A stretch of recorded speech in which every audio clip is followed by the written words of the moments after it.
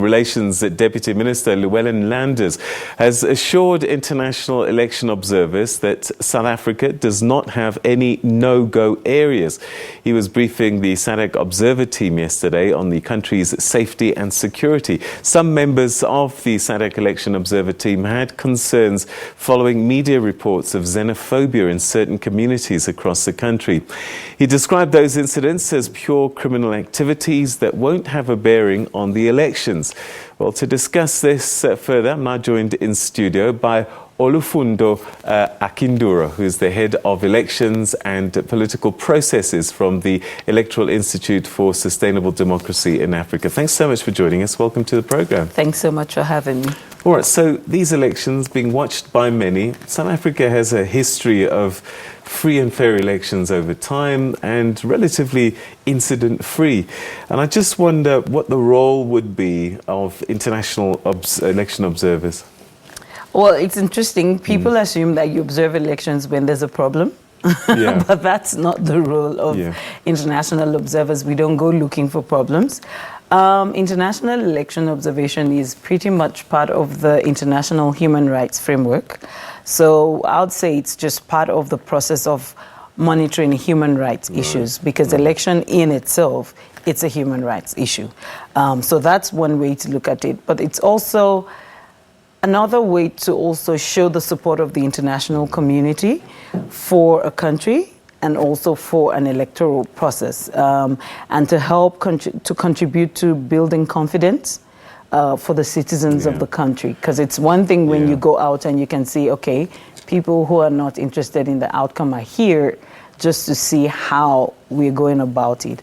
Of course, we're also here to, let's say, contribute to peer learning, because we disseminate good practices as we write our reports, our recommendations. People all over the world can read it. They can understand what happened in South Africa, what can we do differently in our own countries. So there's also that aspect of it. All right, so it does add some assurance and legitimacy to the processes. All right, so again, another myth is that the election observer process happens on election day, but it happens much long before and even after, doesn't it? Absolutely. So I think the first thing to say is elections are not just about one day. It's not an event. It's not that day that you go and, cast your ballot and leave the polling station and wait for the results. For instance, in South Africa, it's a process that has been on for 5 years. So it's a whole long process. And except you see elections as a process, then you won't see the role of observers in it. So, I mean, yes, you will see more observers as you come towards election day. In the case of South Africa, now in 2019 elections, you don't have a lot of long-term observers, which to an extent is because people think South Africa has done it over and over, we are satisfied.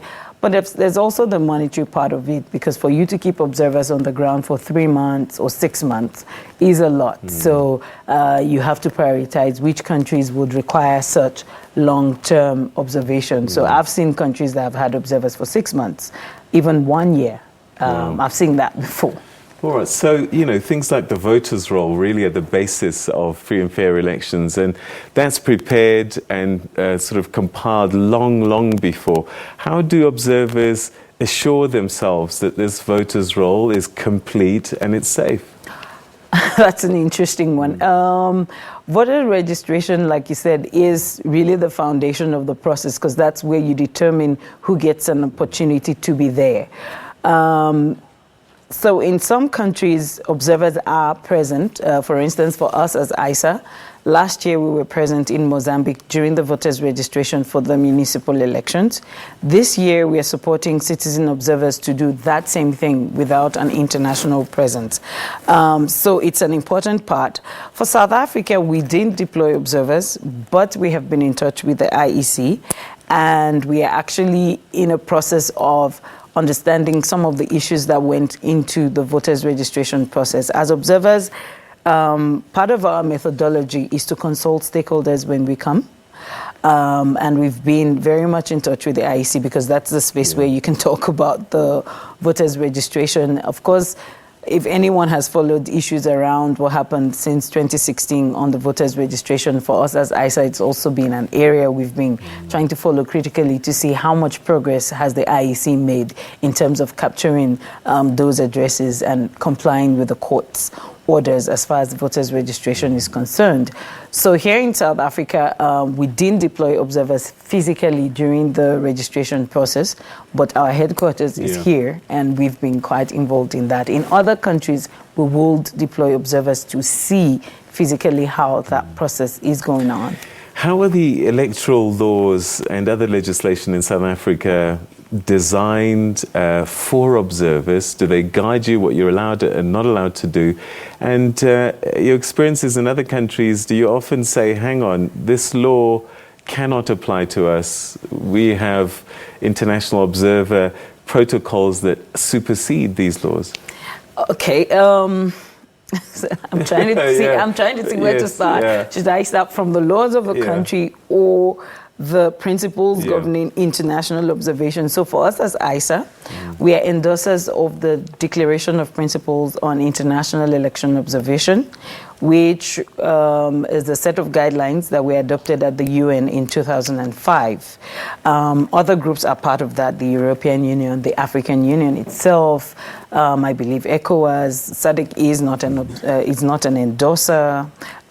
So we have a number. There are 53 endorsers at the moment, and we have a set of principles. We have the same code of conduct. However, when we go into a country, the first thing on the code of conduct is respect international human rights and the sovereignty of the host country. The second is respect the laws of the host country. So we can't come into South Africa and not respect the laws of South Africa. However, your question about how the laws of South Africa themselves have, whether they facilitate our presence or they're restrictive. No, South Africa has a very, very robust legal framework that recognizes the role of independent observers and monitors, because there's a difference between observers and monitors, and the laws here respect those two roles and give room for that. The IEC, I must say and commend their openness as well to have observers in the country to provide us accreditation. We've run out of time, unfortunately, but I do want you to answer this as quickly as you can, though. Sure. Are there any concerns that you have? There was this issue of xenophobia, but the IEC says do not fear. Any worries at all? Well, the issue of xenophobia in South Africa has been very much in the news. But as observers, we've been in touch with the South African police. We're going there as well tomorrow for a briefing in Pretoria, and we'll hear what the police service has in store in terms of security measures for observers and for citizens of the country as they vote. All right. Thanks so much indeed for coming and having a chat with us. I have no doubt we'll be chatting a little bit more over the next weeks or so. Thanks so much indeed. Thanks.